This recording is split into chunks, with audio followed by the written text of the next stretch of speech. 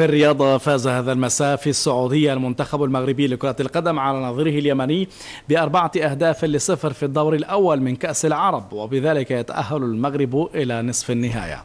حسن الحريري. منتخب اليمن المتواضع كان لقمة صائغة وفي متناول المنتخب الوطني للمحليين. محمد علي دليج يعرقل عبد السلام بن جلون وضرب الجزاء لفائدة المنتخب الوطني كلف بتنفيذها ياسين الصالحي والهدف الأول.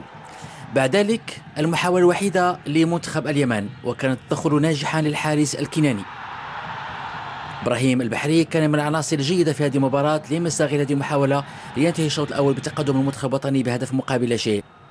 في الشوط الثاني المنتخب اليمني لم يتمكن من مجاراة العناصر الوطنية. ياسين الصالحي يهزم الحارس عبد الله العوض. أخطاء دفاعية بجملة في صفوف المنتخب اليمني. تمريرات إبراهيم البحري. ياسين الصالحي يسجل الهدف الثالث. عبد السلام جلون يصطاد ضربة جزاء بعد عرقلته من طرف محمد عبد الله. ياسين الصالحي هداف هذه الدورة يسجل الهدف الرابع.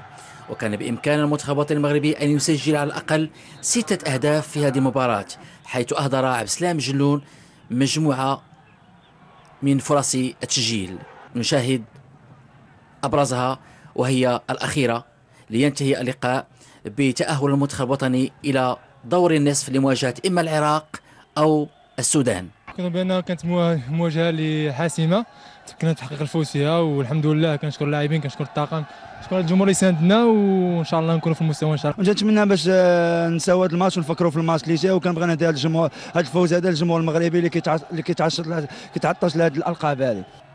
يوم الثلاثاء القادم وفي دور النصف المنتخب الوطني المغربي للمحليين سيواجه إما العراق أو السودان. حظ سعيد للعناصر الوطنية.